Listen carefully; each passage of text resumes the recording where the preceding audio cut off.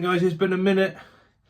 It has been a minute, but the Sony cakes have been charged, and I thought, let's jump on, let's get a video. JH the boxing fan ahead of course, the big rematch over in London this weekend with Eubank Jr going in with Connor Benn. We've had some good boxing in recent weeks. We saw Fabio Wardley obviously stopping Joseph Parker, didn't he, late in the piece for the WBO interim. I thought the ref stopped that one early with the Parker Wardley fight. Reminded a bit of the Froch Groves 1 stoppage, and ironically, obviously with the same ref and Howard Bosser, he's got a bit of a knack. And I thought on this case, yes, Wardley, okay, he was letting his hands go, and Parker wasn't throwing a lot back, but I didn't feel like they weren't landing cleanly. He was sort of managed to catch a lot of those shots and was biding his time. He was probably up in the fight, and it was late on in the fight, so I think he could have let that go. And I know that there was sort of mixed reaction to it, but taking nothing away from Wardley. Wardley's a class act. He's an absolute animal, hell of a chin on him, and he now wins that interim WBO. He'll go on, possibly fight Usyk, and it's quite incredible really when you look at his sort of lack of amateur experience. Last week, Joshua Buatsi, unanimous decision win. I think a split decision win against Zach Parker in controversial circumstances. Didn't make a great deal of that fight, but this weekend I'm really looking forward to the Ben Eubank rematch. Now I'll be honest, the first time around I wouldn't say I slagged the fight, but I was a little bit sceptical of the fight with the weight differentials, and I was wrong. I'm quite happy to come out and say I was wrong, because I thought in the end that the first fight far exceeded expectations, and in fairness, Connor Benn was far better than I thought he would be. I was quite strong for Eubank in that one, and I thought it turned out to be a fight of the year contender for sure, because when you think no belts on the line, and there they both were sort of fighting their hearts out and leaving it all in the ring, it was a belter. So I'm really looking forward to this one.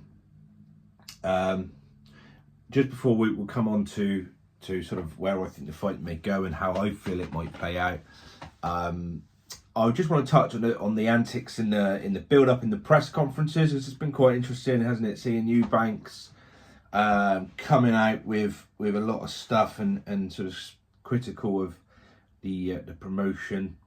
I think he's posted videos about his ambulance trying to struggle to get out of the stadium, didn't he? And trying to somehow say that was some sort of sabotage as opposed to a logistical issue, which I think is probably a bit far-fetched on his part. I can't quite imagine that being accurate, but I do have some sympathy with some of the points he's made, in terms of, I know he was quite heavily fined for how he was sort of making weight in that one, and him sort of making the point about some of the antics that were going on from the other side in terms of all their cameras being around. I think they were filming a Netflix documentary at the time, and they were trying to get him filming when he was doing the weight, which obviously I think he missed weight by sort of less than a pound in the end, didn't he?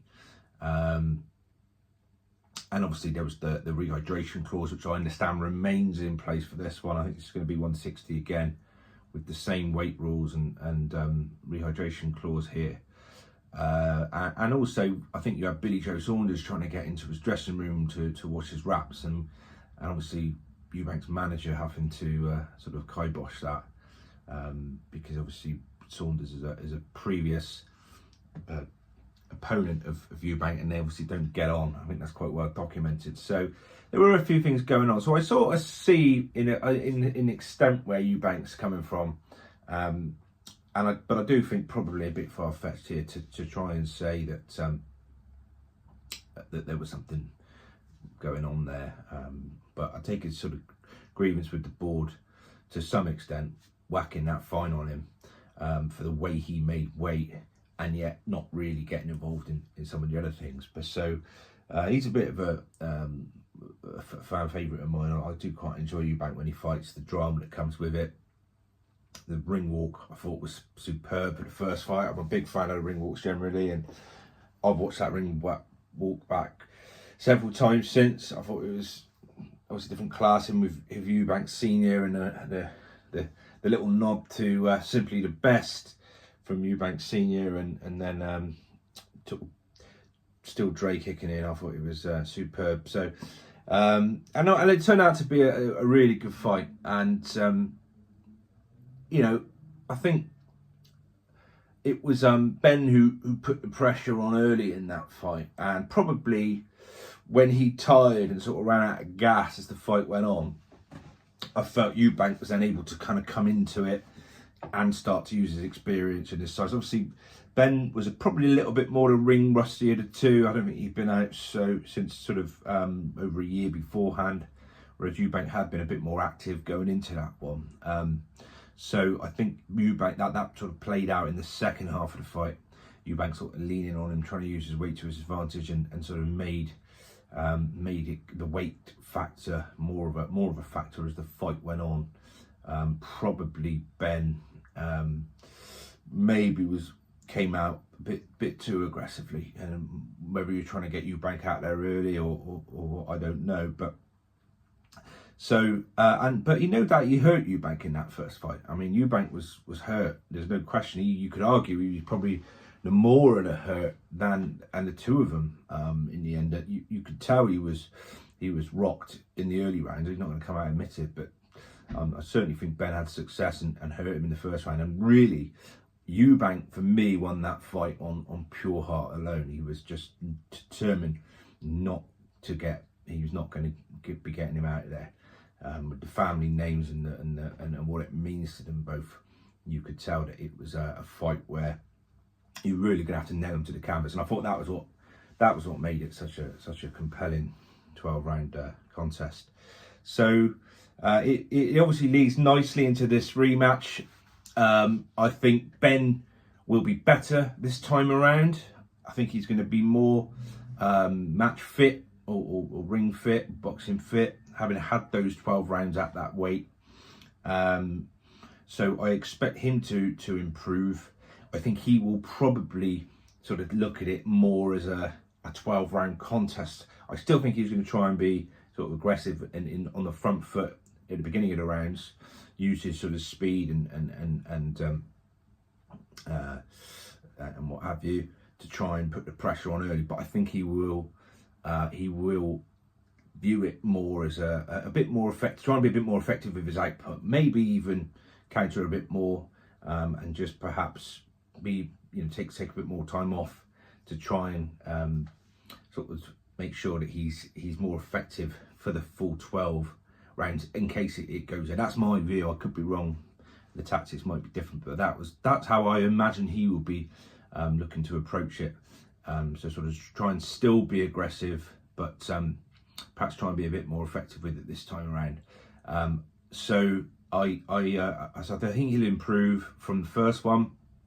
However, I think Eubank will similarly improve in this fight, because I think he will do the weight better this time. I don't think we're going to have a situation where Eubank is doing silly things the night before, trying to get in sweatsuits and what have you. I get the feeling he'll take this one a bit more seriously. I'm not saying he'll take the first one seriously by any means, but I think he'll know now, look, let's do this weight properly. I think he's had 6 months. I wouldn't imagine he's had too much downtime in that time to sort of have to suddenly get weight off. I think he'll try and do it more consistently. He's gone back to his old trainer, Bomac, who obviously trained him for the Smith rematch. That goes to show that he's taking it seriously. And I think they both look really good in training. I've seen obviously footage of Eubank in training and he's looking sharp. Ben has been training with obviously Troy Williamson, he's looking sharp. So I think actually Ben looks pretty jacked. He's put some muscle on, in fairness. So he's sort of growing into that I say 160. That's what they're fighting at. He's not going to come in at 160, but he's put some muscle on for sure. I'm interested to see this time whether the rehydration clause, obviously that £10 limit, I'll be interested to see if Eubank even bothers to stick to that this time. I don't know the financial implications if he misses it, but I wonder, in a way, part of me wonders if him sort of saying all this stuff about the ambulance situation and how it was perhaps dangerous for him. And in fairness, if he'd been seriously injured and that ambulance is stuck there, he's got a point. That shouldn't be happening. But I wonder if he's almost using that as a way to say, I'm not gonna. It's not safe to make that weight this time. But I could be wrong. I mean, and I also think if he's doing the weight better anyway, and he's not having to get weight off, he shouldn't be as dehydrated then going into fight the day of the fight. He should be in a situation where he doesn't have to get such, cut so much water going into the fight. So it may not be so much of a factor, and the rehydration clause, he might not be needing to put so much back on. We'll see, but I mean, I certainly think it was a factor, and I think he'll be stronger this time for it. If he does that weight more sense. But I think that's a bigger factor than it is for Ben. Obviously you've got Hearn, and they like to sort of say it's evenly matched because Ben's coming up, but there's no doubt that if you're not at your optimum, if you're dehydrated, it's got to have a bearing. It's got to have a significant bearing on your durability. If you're weak, if you're not sort of at full strength. So I think that's actually a bigger factor than Ben coming up the weight. And I think if Eubank is a bit smarter this time around, I think that's going to have a significant factor. So whilst I feel like Ben is going to improve, I think Eubank's going to improve. I think this fight is going to end in a stoppage. Don't think this one's going the distance this time. And I feel like it's going to be Eubank this time who gets to Ben and stops him in the middle to late rounds. Probably the latter half of the fight, in fairness, around the 8th, 9th, 10th, something like that. That's how I view it. Let me know your thoughts. What do you make of it? I mean, look, age-wise, we've got to bear that in mind because Ben is the younger, fresher fighter, no question. He should really be at his peak now. I mean, I think he obviously had those 2 years out, and I think that probably means that he's not at his peak as yet, as he probably ought to be. If it wasn't for that, I think he certainly would be. Eubank, on the other hand, we've got to admit, he's probably not got too many more fights left in him. He's 36, I think, now, getting towards his middle to late 30s. So he's on the downward. There's no way that you're not improving at that age as a fighter. Your best years are behind you. So we have to sort of bear that in mind. We don't, there's nothing to suggest that Eubank's legs are going or he's not got left what he did have. He still takes it seriously, clearly. He's still in cracking shape. He's never one of these people who sort of balloons up. He always looks the business. So, there were a couple of times, I think the only time Eubank has perhaps looked maybe a bit chinny is when there's been an issue with his preparation. When he fought Smith in the first one, for example. You saw in the second one, he came back, he was a different animal. And I know you can argue that Smith wasn't the same in that rematch for various reasons with injuries and things, but Eubank looked a different animal. So I don't think that is at play here. I think Eubank's still got the fight in him, as you showed. I think he's still got enough in the tank. I think he's got 2 or 3 big fights left in him. He wants to talk of him fighting, I think, Canelo potentially, or if he can come through Ben. And I don't feel like Ben has necessarily the skill set, as good as he is with his athleticism. He's dangerous, don't get me wrong, but I don't think he's got the skill set to go in and do to Eubank what, for example, Crawford was able to do to Canelo, to sort of box him and make him miss.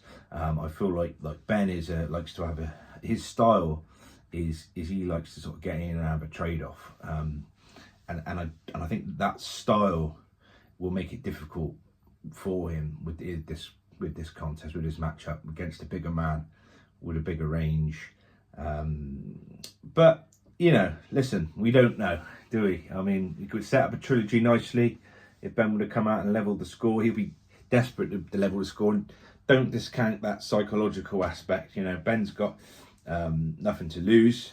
Eubank's already won one. Ben wants to level that score, so he's going to come out and be fully firing as he always seems to be. So it's all set up nicely to be another cracking contest, and one that we really look forward to. It's crept up to some extent. I feel like its build-up hasn't been quite what it was for the first one, but we're there now. Ben Eubank, the rematch this weekend. Let me know who you've got going into this one. Good little undercard as well. The main one obviously being the chief support, I think, is Catterall and Esserman, which I think would be a good fight. Esserman having just beaten Josh Taylor, ironically.